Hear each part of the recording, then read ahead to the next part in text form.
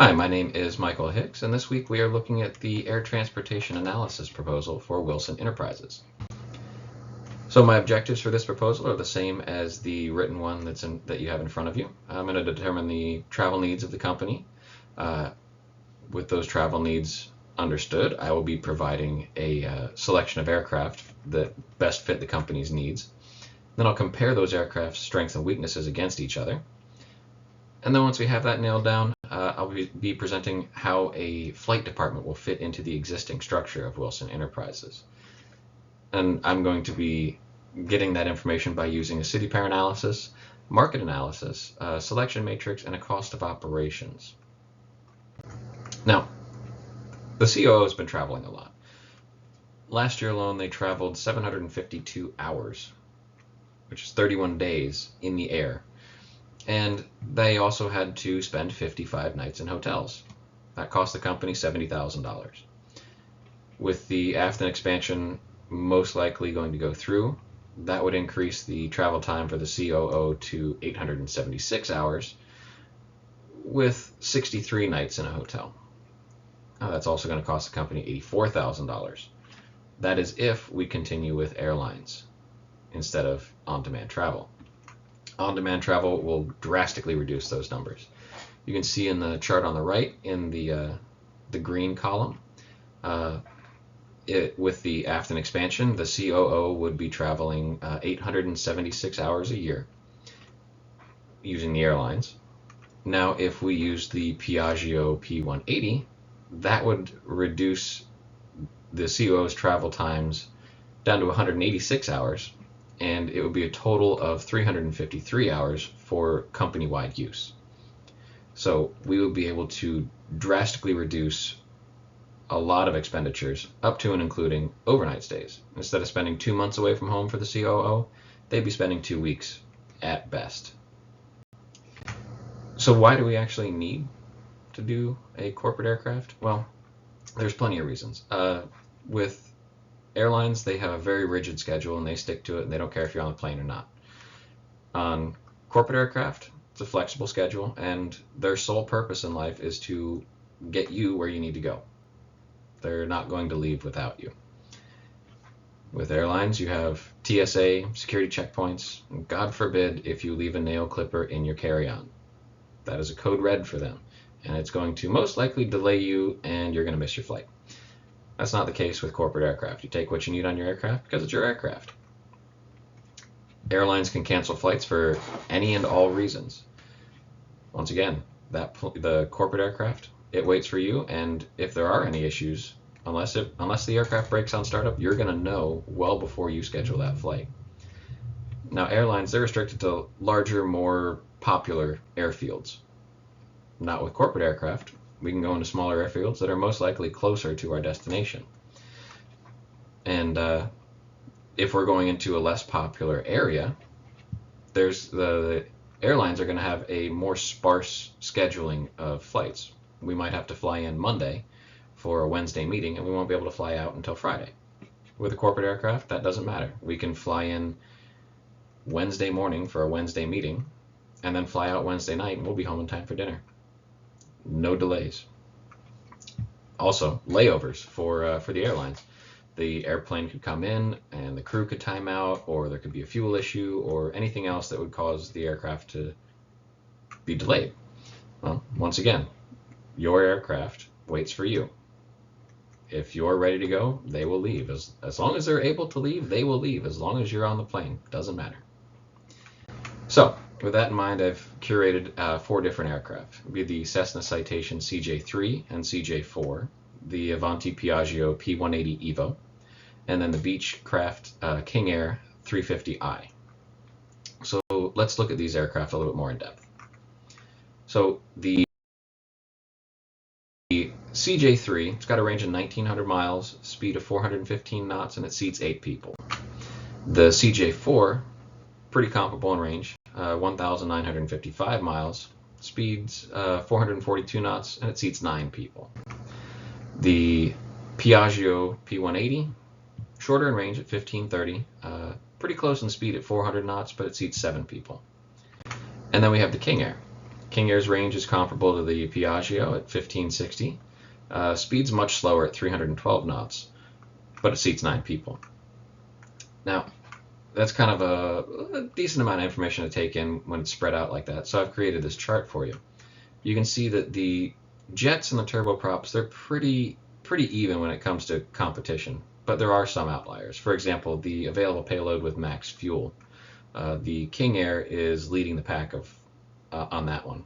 But there's a trade-off because it's also the slowest in the group, and it's one of the shorter ranged aircraft, and it also has a fairly small cabin volume. But the Piaggio, on the other hand, it's not the fastest, it can't carry the most, but it does put up a fight for speed against the two jets, and it also has the largest cabin volume. And while all of these aircraft can be operated by a single pilot, for risk mitigation and safety issues, I would recommend that we operate any aircraft that we choose with 2 pilots, because in any situation, 2 heads are better than 1, especially when you're dealing with a dangerous business such as aviation. So, how did I come up with those aircraft? I didn't just pull them out of the blue. I'm sure you remember the email that I sent out and pestered everybody about, asking me to give me a number between 1 and 4 about different aircraft characteristics. Well, I finally got it. Once I got everything back, I was able to average out the numbers from all the employees from Wilson Enterprises, and these are the numbers I came up with. The most important characteristics were the operating cost per hour and the maintenance cost per hour. So I took all of the numbers that I received from the company and I plugged them into a matrix, and this is what I got. Now, that's just a whole bunch of numbers. Really easy. The bigger the number is under the total score line, the better fit for the company the aircraft is. So the CJ3 came in last place with 200, and then CJ4 was at 204. King Air had 216, and then surprisingly, the Piaggio came in first with 236. Now, it's not the fastest. It doesn't fly the furthest. It doesn't have the best payload, and it doesn't even carry the most people. But with the characteristics that were deemed important by the company, such as the direct operating cost, even the purchase price, cabin volume, and even wing loading. Now, granted, wing loading wasn't a big issue. It was actually a 1, but it still has the best wing loading out of everything. So out of all the attributes that were important to the company, the Piaggio embodies most of them the best. So I went ahead and took the numbers. A normal purchase for an aircraft would be 20% down on a 20-year note with 7% interest. So you can see I have the prices, the 20% down payment, the estimated yearly cost, fixed costs, estimated costs per hour, and variable costs.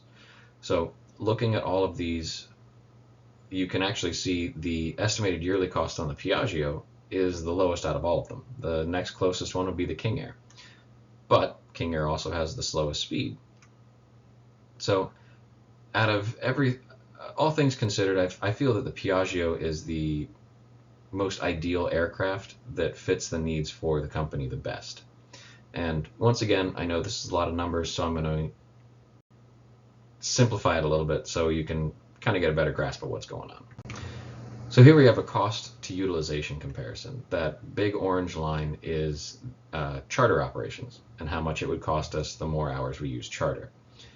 Where that charter line intersects the other lines, it would be where it becomes cost effective for us to operate those particular aircraft. So we'll start with the yellow line of the CJ4. CJ4, you need 307 hours. Well, you can see that line intersects at roughly pretty close to 275, 300 hours. So there's not much room in forgiveness if we can't fly. So we would basically have to be running this thing ragged in order for it to be cost effective for us. So it would work, but it wouldn't be my first choice. Below that, on the gray line, would be the CJ3, and you need 327 hours for that. That gives us a little bit more wiggle room, also because with the CJ3, it becomes cost effective for us around 225 to 250 hours. So there's a little bit more room if we don't fly as much. And then the Piaggio and the King Air, that's the blue and the green line. They both pretty much share the same area on the chart. They're both cost effective, starting at 200 hours of operation.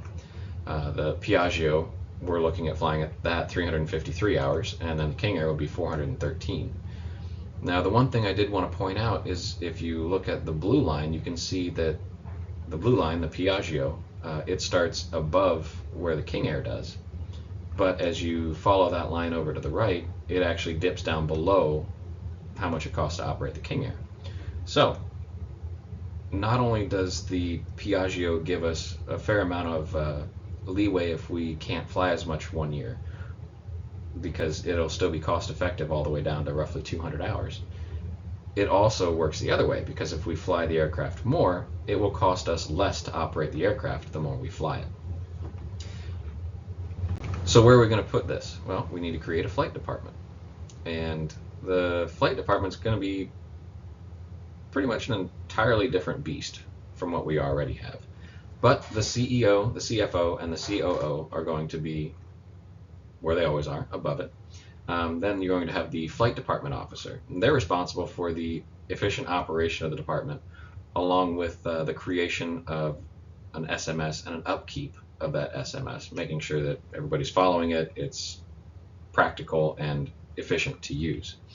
And the flight department officer will report directly to the CEO, CFO, or COO. The operations manager is also going to be the chief pilot. They are responsible for the flight crews and then ensuring the airworthiness of all company aircraft for daily operations. Service manager is going to be responsible for the scheduling of flights, crew assignments, and aircraft availability, not to mention catering or car services. So if you need, it doesn't matter what you need, they're going to get you from point A to point B, whether it's in the air or on the ground, and if you need snacks in between. That's what the service manager and flight scheduling are for. Then you have the quality and safety and quality assurance manager. They're going to be responsible for the overall maintenance and general safety of the aircraft. Now, they're going to be responsible for maintenance technicians. If the company decides that we want to have an in-house maintenance department right from the word go, then that's who would be responsible for them, would be the safety and QA manager. And they're also going to be responsible for ensuring that we're adhering to any kind of advisory circular or advisory directives or any sort of maintenance directive that needs to be conducted on the aircraft. Just making sure the aircraft is generally safe and 100% airworthy at all times. And as far as the utilization of the aircraft goes, the company aircraft, it's not going to be intended as a top management vehicle. It's not going to be used for personal travel or anything like that. It can be used by any member of Wilson Enterprises that can actually articulate a reasonable business need for the use of the aircraft, as long as it's acceptable by the flight department officer, the CEO, the CFO, or the COO. So if they can articulate a reasonable need to use the aircraft and the aircraft is available, they'll be granted permission. But that is all I have for this presentation. I hope this information helped you reach a decision on which aircraft you'd like to move forward with. Thank you for your time.